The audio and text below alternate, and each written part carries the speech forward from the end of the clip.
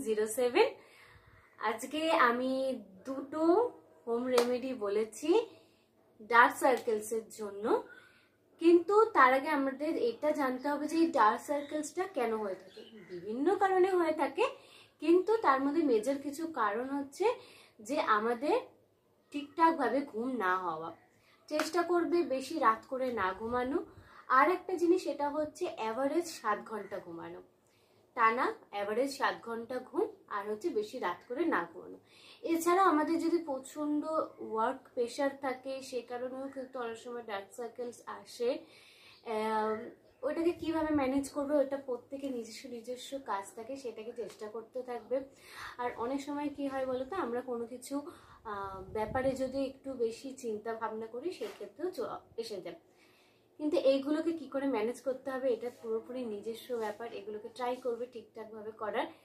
কিন্তু আমি যেটুকুনি বলতে পারি সেটা হচ্ছে দুটো হোম রেমেডি, যাও গিয়ে দেখে এসো। প্রথম পেস্টটা বানানোর জন্য আমার লাগছে এখানে শসা আর হচ্ছে রোজ ওয়াটার। প্রথমে শসাটাকে আমি এখানে গ্রেট করে নিচ্ছি, আপনারা পারলে মিক্সারে পেস্ট করে নিতে পারেন। এর মধ্যেই আমি রোজ ওয়াটারটা দিয়ে নেব। এই রোজ ওয়াটার দিয়ে এটাকে হালকা মিক্স করার পরে আমি এটাকে আন্ডার আইতে অ্যাপ্লাই করে নেব। তার আগে আপনারা কিন্তু অবশ্যই যে কোনো প্যাক অথবা এই ধরনের আন্ডার আই ডিআইওয়াই ইউজ করার আগে ফেসটা ক্লিন করে নেবে। দেখতেই পাচ্ছ আমি এইভাবে দুটো চোখেই কিন্তু দিয়ে নিয়েছি। এরপর এটাকে আমি 10 মিনিট রেখে তারপরে ক্লিন করে নিয়েছি। নেক্সট রয়েছে হচ্ছে কফি আর হচ্ছে আলু।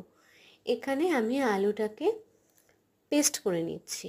আলুটা পেস্ট করার পর দেখতে পাচ্ছি এই যে জুসটা বেরিয়েছে, এটাকে আমি কফির মধ্যে দিয়ে নেব। দিয়ে এটাকে আমি হালকাভাবে মিক্স করে নিয়ে আমি কিন্তু আন্ডার আইতে ইউজ করে নেব। এবার দেখো এটাকে আমি আস্তে আস্তে আন্ডার আইতে ইউজ করে নিচ্ছি। দেখতে একটু অন্যরকম লাগছে, কিছুটা পান্ডা পান্ডা, কিন্তু খুব ভালো কিন্তু এটা। এবার এটাকে রেখেও আমি ক্লিন করে নেব। ঠিক 10 মিনিট রাখবো, দেন ক্লিন করে নেব। আশা করি তোমরা ফুল প্রসেসটা দেখেছো। কিন্তু তার আগে আমি বলে রাখি যে আমরা এই ধরনের যে ইনগ্রেডিয়েন্টসগুলো ইউজ করছি, সেগুলো কিন্তু সবার স্কিনে স্যুট করে না। অনেক কিছু আছে যে ইনগ্রেডিয়েন্টসগুলো অনেকের অ্যালার্জি হয়ে থাকে। তো আমরা কি করব, একটা প্যাচ টেস্ট করে নেব, ঠিক আছে? অল্প করে নেকে হোক হাতে হোক টেস্ট করে নেব। দেখ যদি আমাদের কোনো রকমের অ্যালার্জিক রিয়াকশন না আসে, তাহলে তোমরা ওটা ইউজ করতে পারো। যদিও আমি প্রত্যেকটা ভিডিওতে ডেসক্রিপশনে লিখে রাখি, তাও আজকে আমার মনে হলো যে একটুখানি ভিডিওর মাধ্যমে তোমাদেরকে বলে দেওয়া।